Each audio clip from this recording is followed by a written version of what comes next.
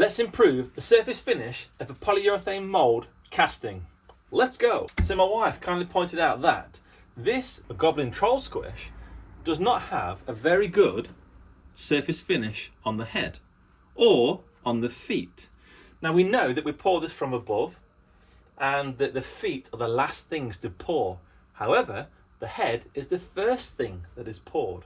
So I have a theory to improve the quality of the forming inside this mould of this casting. I'm going to increase the pressure. Not always easy to do. I'm going to use some duct tape on top of this mould. So I'm going to block up the footholes, put a tiny pinprick in the middle of the feet, and then let all the air come out of the pinprick of the feet and then the sprue pouring hole. So essentially what I'm doing is I am reducing the venting by about 2/3. But also to make the mould, or to make the polyurethane foam move around the mould and form inside all the little cavities better, I'm going to be using a silicone release spray. Let's go! Where is it? Gently spray it in the areas where we have known problems. So those areas are the head, the arms, the feet, and pretty much everywhere. And then using a brush, because spraying isn't always very accurate, so using a brush, I'm just gonna make sure we've got a nice coating everywhere. So that's the head, and that's the top of the head. So that's there, that's there.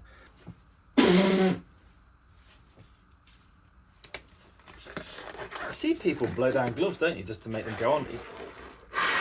No, it doesn't work. It doesn't work. It makes it more difficult, really, because look. Breathing mask. 60mm, was it, for this mould? Well, I can't remember. I say that's my third. So if I say that's a third with a ratio of 2:1, that's my ratio of 1. Right. Mask on. Lollipop. We've been here before, we know what to do. Definitely 2:1. So it's 2 lots of this, 1 lot of the catalyst. And off we go. So let's pour this out then. Can you see it better there maybe? So it's 2 lots of this. So that's that. So we'll pour that in there.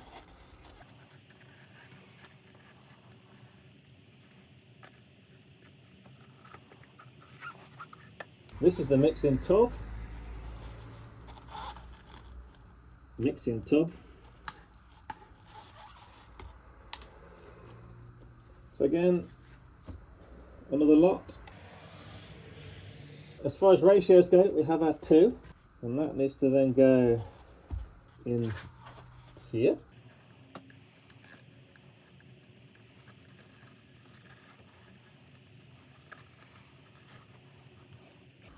I know full well this is going to be too much, but what this will do for us is the more expanded foam we have inside this mould cavity, the more pressure we will have. And if I'm also going to restrict the venting, again, the more pressure we'll have inside this mould. Well, that's the theory. Right, time for the catalyst. Now this bit makes me scared because it happens so quickly.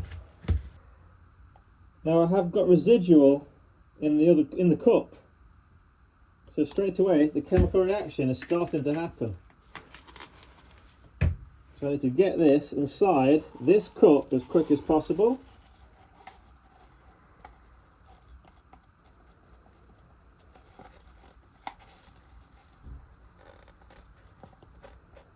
Right, so that's in. And then we're going to start to mix as quickly as possible.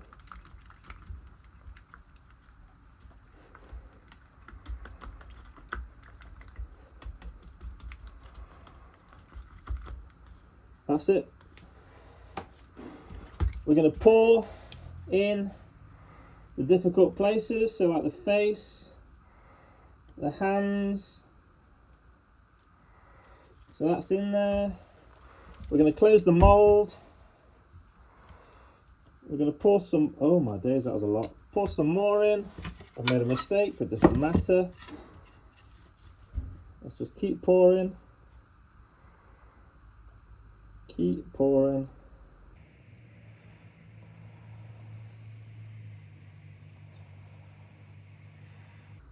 It's already starting to go. I can see it going white.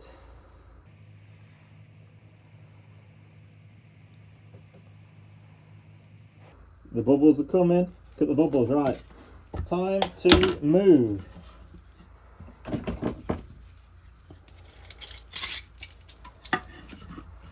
Oh my.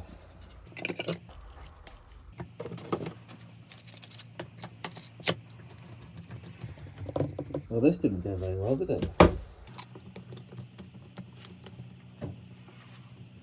wanted more pressure on top. Now this looks a little bit chaotic, and that's because it is.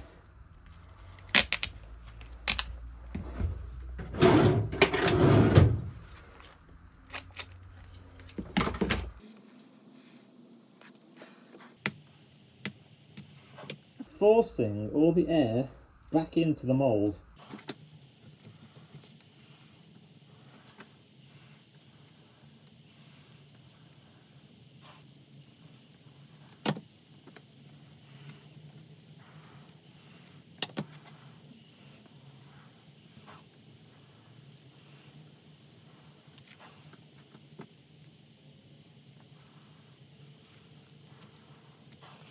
I'm not quite sure we hit the brief here because it was a bit chaotic. I think I need to put some sort of wooden block on top with holes in just to make this a lot quicker, and then clamp it in a certain way, but I've just not got that set up. So I'm just hoping that what we've done here is we've managed to force as much kind of back into the actual mould itself. So let's just see what happens. Join me on the next one where we look to see how well this has formed, hoping that the lubrication inside the mould and then the additional pressure has actually made a difference. As always, if you've liked this episode, please like and subscribe, and I'll see you in the next one. Goodbye.